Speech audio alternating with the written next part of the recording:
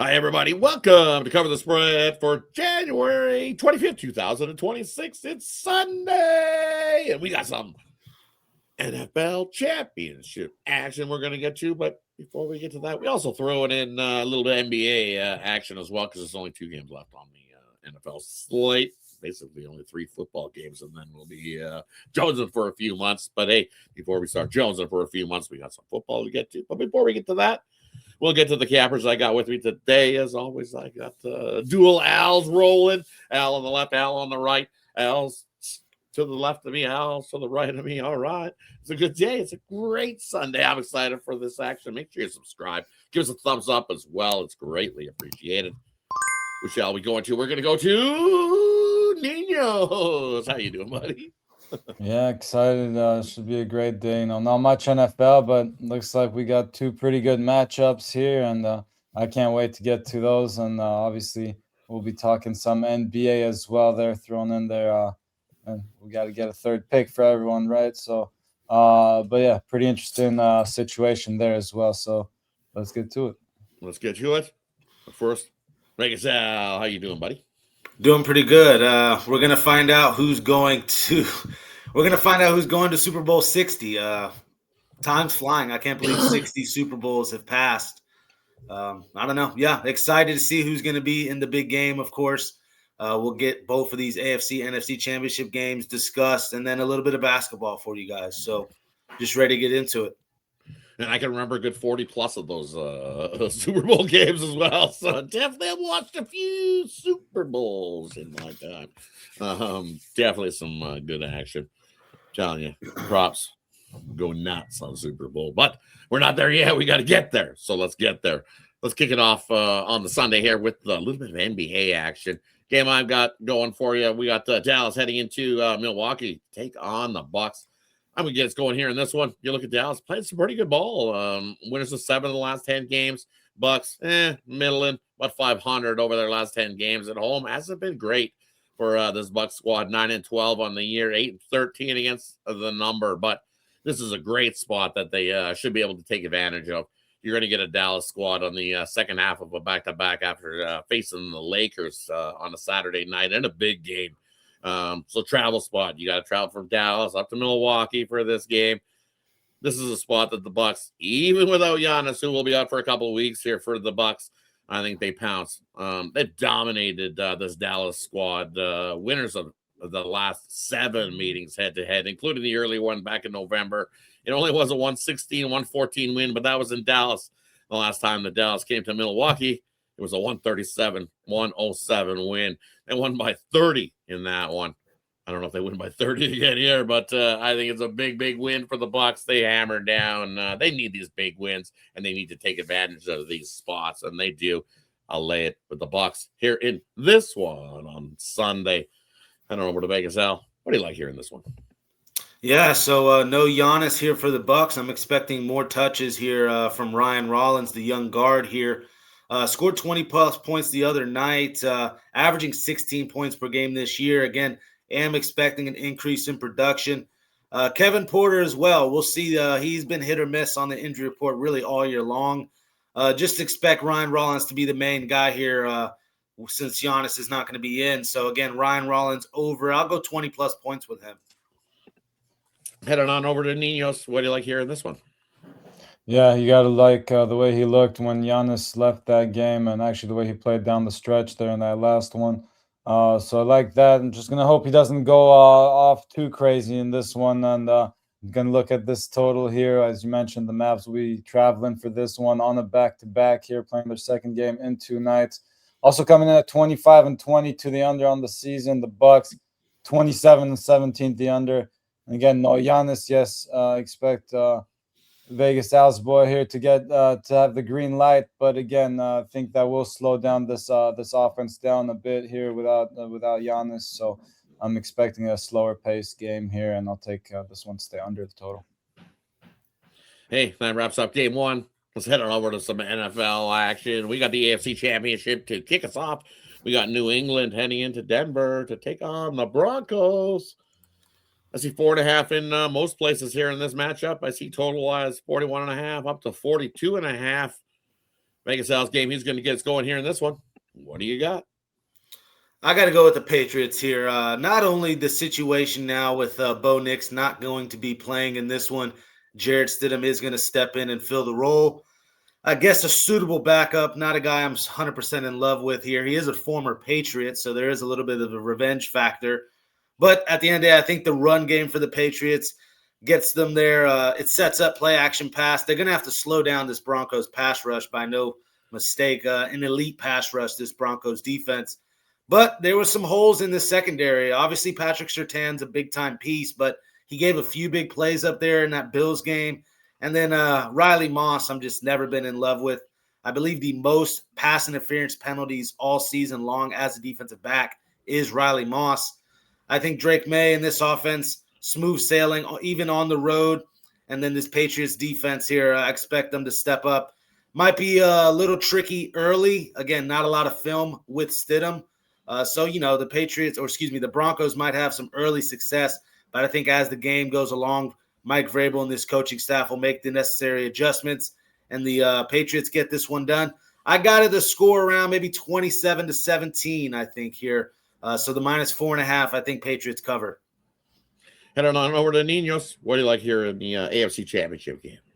Here's 17, so I guess that still leaves room for a couple of touchdowns here for these Broncos, and I'll be looking at a couple props here, and then again, mostly just trying to capitalize on this quarterback injury, right? With Stidham coming in here, the backup. So I expect them to go really run heavy in this game, and Harvey hasn't scored in his last 3 games, but again, I expect him to get some extra touches in this one, especially around if they get closer to the end zone, right? You don't want to risk any kind of interceptions there. I think they'll try to run it before they try throwing it. So I like RJ Harvey to get himself an anytime touchdown. Not much value there. He is the favorite actually in that game to score an anytime touchdown, +115. If you were looking for a longer shot, I'd look at Evan Ingram here, who again hasn't scored in his last 2 games, but had a touchdown in each of the last 2 before that, if I'm not mistaken. Maybe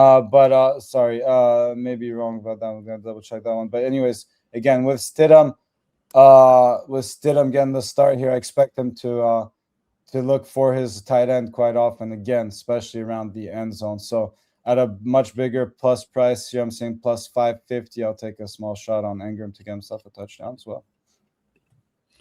And for me here in this one, looking at these two, I kind of like Harvey with you to get a touchdown. He's been targeted 8 times in the last 5 games in that red zone as well for the Broncos.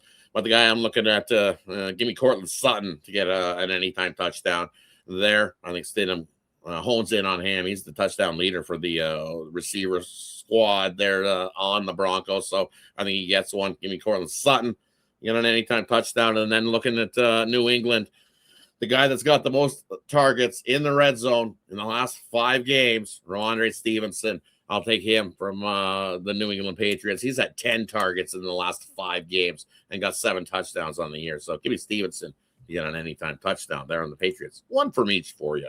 And yes, parlay them up. And quick correction before I hear about it in the comments, which I might anyway at this point. But so far just 1 touchdown on the season for Ingram. But again, I think this is a spot where he'll get his fair share of looks. So +550, I don't hate it. Hey, that wraps up the AFC Championship. Let's head on over to the NFC Championship game where we got the Seattle Seahawks hosting the Rams. Ninos' game, he's going to get us going here in this one. What do you got? NFC Championship. Yeah, it was actually a little bit of snow expected in that Denver game, right? But weather looks pretty good for this one. Doesn't look like it's going to be extremely cold or anything. Doesn't look like the wind will be blowing too hard. And you got to respect what the Seahawks defense has done. They're still coming in here at 10-8 to the over on the season. And then when you take a look at this Rams lineup here offensively, they just got weapons all over the place. And as good as the Seattle's defense has been, I don't think best of luck to them shutting down this Rams offense up throughout the whole game, right? So I think both teams can find the end zone in this one. The Rams also coming in at 11-8 to the over. So I'll take this one to fly over the total. Heading on over to Vegas, Al. What do you like here in this one? I'll give out another side here. I like the Rams to win this game. I am going to take the plus 2.5. As a matter of fact, both of these games against each other this season have been 2 points or less, deciding margin of victory there. One that sticks out to me was that one where I was on the Rams earlier this year, and they were up all game and then gave up that punt return to the Seahawks, wound up losing 38-37. We were on the plus 2.5 with the Rams there. I actually think they win this one outright, though. I just can't trust Darnold to continue not turning the ball over. Again, leads the NFL in turnovers this season. Actually was kind of surprised by that. He's been still pretty immaculate this year. Obviously, the JSN connection. But I don't know. This Rams offense, number one in the league still. I trust Matt Stafford, 46 touchdown passes this year. On the road, expect a lot of silent snaps and dealing with this crowd noise there, home of the 12th man. I think the Rams, as long as they do not give up any special teams big plays or defensive touchdowns. That's what the Seahawks have been living by. Turnover margin, defensive scores, special team scores. I think McVay gets this team ready, and they get this one done on the road. And we have a nice little Super Bowl matchup here between two potential MVPs, Drake May, Matt Stafford, Super Bowl matchup here. So give me the Rams plus the 2.5 just to be safe.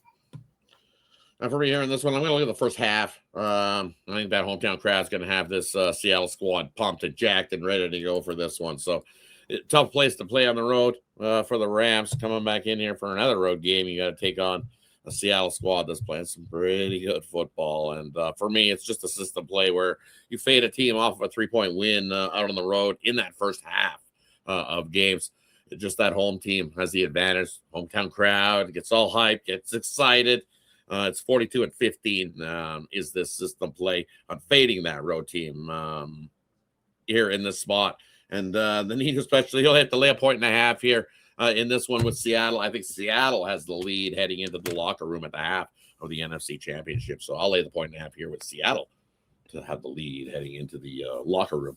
Man, these should be some great games. I'm excited for them. Not the teams we expected to see here in these in the AFC or the NFC Championship. We're missing some big names that everybody was expecting to see in some of these games. Lamar, Allen, Mahomes. No disrespect to these teams, though. They've had great seasons. So, but yeah, no disrespect to any of these four teams that have made it this far because they've earned their way to these positions.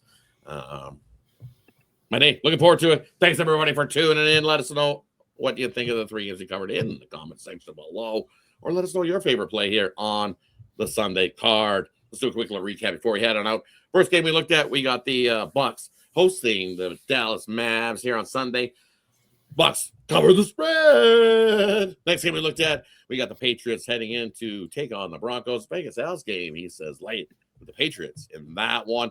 Ninos' game, he's got the Rams taking on Seattle in this one. He loves the over. Plenty of offense here in this one. Nice day in Seattle as well for a football game. Should be a good one.